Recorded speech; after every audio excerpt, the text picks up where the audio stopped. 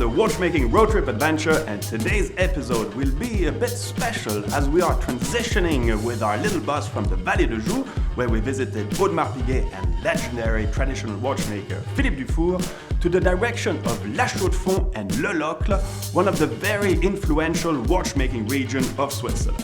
Something nice about watches is that they generally represent something in one's life. A souvenir, a cherished moment, a gift. Well, there's always a story that accompanies each watch that you purchase or receive, and that's something quite special. I doubt you can say the same regarding the next smartphone you will buy, apart if you waited 48 hours in the cold to have the first one coming out, but that's indeed something quite different and maybe a little bit crazy.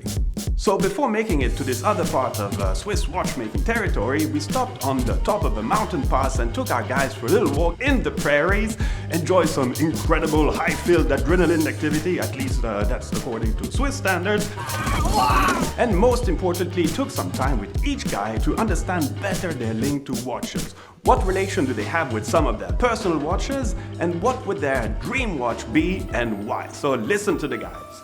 I always have this one. I started my trip like with this idea of I will go on this trip with just one watch, and it will be like my pair of shoes.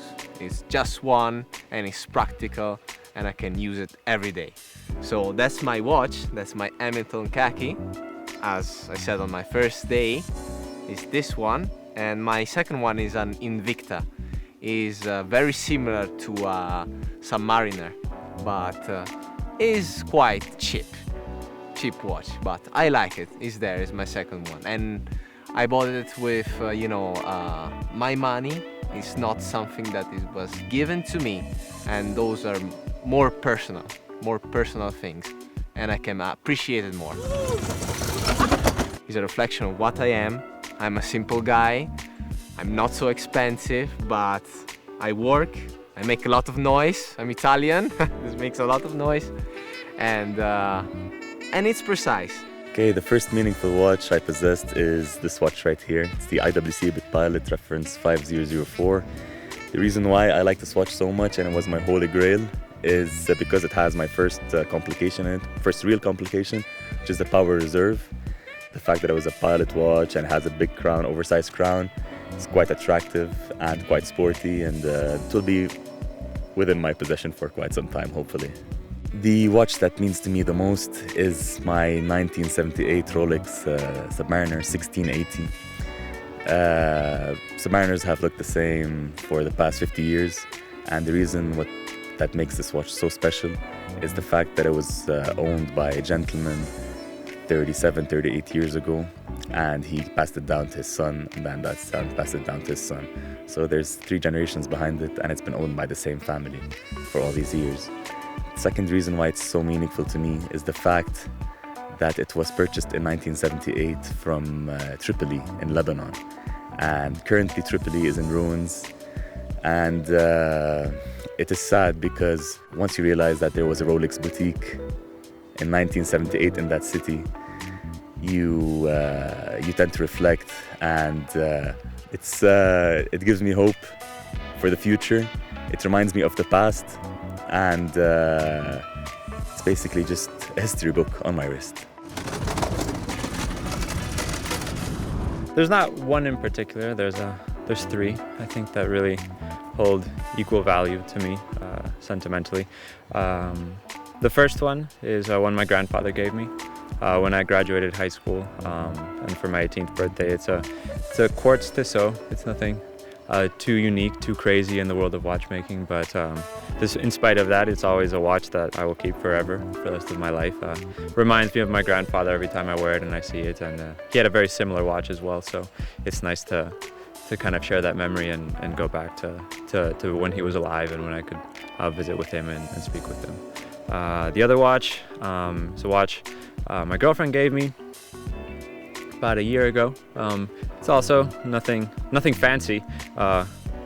orologically speaking, but it's a plastic watch. It's very small with a fake leather band, but it's cool because the dial is the one that spins in the hands, tell you the time the traditional way, but the numbers are all mathematical symbols, and she knows that I like physics and I like science, so that's why she got it for me. It's the Einsteinian relativity watch, so it's just a kind of fun play on timekeeping. And then the third one is this one that my parents gave me when I graduated from college and I got into medical school, and it's a watch I've wanted since I was a small child. When I heard that the astronauts wore it on the moon, and I learned all the story behind it, and it's just a really cool watch. And yeah, it's just those are the three. Possibly my first watch I bought that was of any quality to me was a Tag Heuer, which I purchased about 2 months before I got married. So the watch is 25 years old. It's a medium-sized watch, which is quite good. I've got quite a small wrist. Sometimes my options are more limited than some of these guys with big arms. That's one I love. A Seamaster.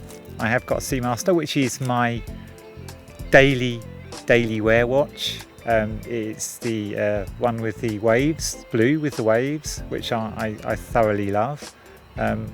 Currently wearing at the moment is the Breitling Super Ocean, which is the discontinued version, because obviously they've superseded this now and moved on, which I guess is kind of cool. The fact that when these are sold, if there's any left, they'll be around no longer. And I've got a Glycine Combat, which is very old, and it's black with a orange hands, quite striking, quite small, which I'm fond of. One of my most meaningful timepieces is I think my father's Eterna, which he bought I think in the mid-70s, and it was supposed to be the future of watchmaking. It was a tuning fork movement. It doesn't work today, I don't wear it, but it's in my collection. I'm trying to get it restored. So obviously that's one of the things that contributed to my passion to timepieces. But in my active collection, I think I have a 5002 that I really like. And I do know I like it a lot because I got rid of it at some point and I bought it back from my watch dealer, and I lost money on that, just a bit. And obviously I have a Panerai, and I'm part of a little group that's the Paneristi group around the travels and has B-Day. And they're a great group of guys that get together on an annual basis and talk watches and share their passion. Obviously my Speedmaster, the Dark Side of the Moon. It's a watch that I've been looking for ever since it was announced, and I cherish it quite a bit. But Omega has created so many series, I think it's lost a little bit of its luster for me, and that's it. Viva la Switzerland! The main two for me that actually hold real, genuine value are a watch from a German company, Stover, and that was my 18th birthday present from my family. And on the back it's actually got my initials and my birthday engraved on the rotor. They do that with a laser, so it's not a unique piece in itself, but it's unique because of that feature. And then the other one is this here, which is the Aquaterra. The reason that this kind of means a lot to me in another respect is not just for financial reasons and because it's look at me, it's shiny and it's a bit more money, but I told myself once I understood what a good watch was that I wanted an Omega before I was 21, and I managed to order this about 4 weeks after my 20th birthday. So for me it kind of feels like you're working towards something that you cared about, and now I have something obviously very wonderful to show for it. There's generally a strong emotional link between a watch and its owner, and this regardless of the means you have. Your taste might evolve with your earning power, but what I find very interesting, what the guy said, is that they're not necessarily shooting for the most complex or more expensive watch out there, but they are simply true to their beliefs and personal taste. Well, they have their feet well on the ground, so let's listen some more. I'm not so much like a geek on complications. I like something that is it cannot be understood. This is the beauty of something that is there, is alive, but you know, you don't know every piece of it, you don't know, because then some of the magic is lost. Complications? I don't know. Swiss made is enough.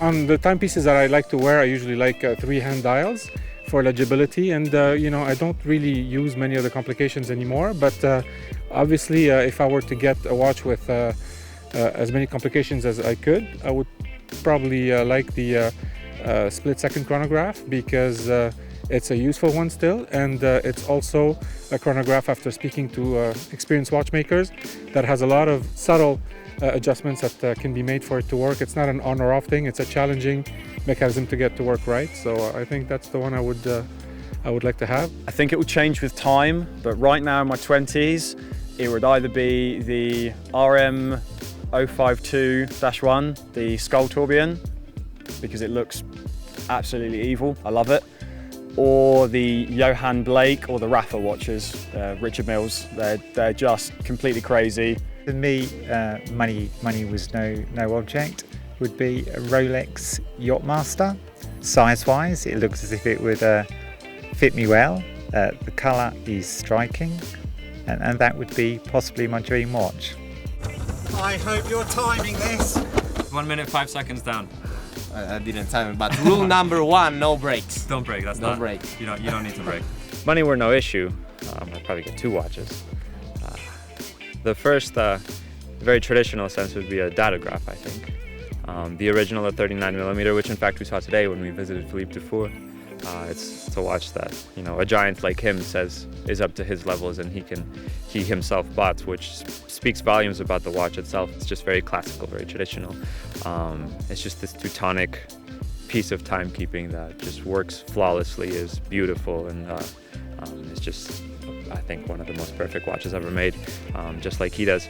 And then on the opposite extreme, something very high technology, very fancy, would be something like the Richard Mille Rafa Nadal, which we spoke about last night at dinner, for completely different reasons, because this, technologically speaking, is something that I'd never seen before. The fact that a movement can be suspended within the watch, and has the physics and the microengineering capable of, you know, standing G-forces of that magnitude, and the case shape is something different, the materials are new.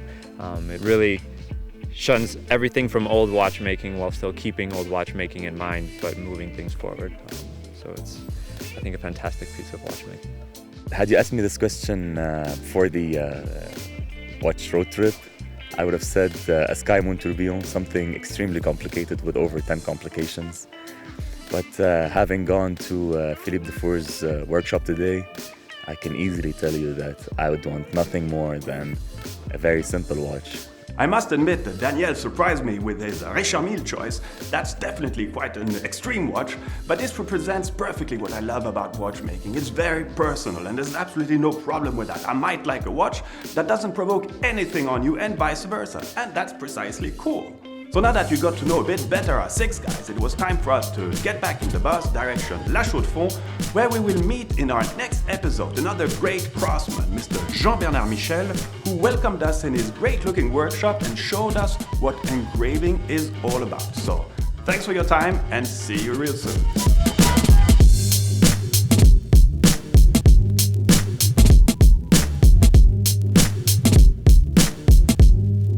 They told me not to take my watch or my glasses. I forgot everything. Everyone's watches and glasses on me. It was awesome.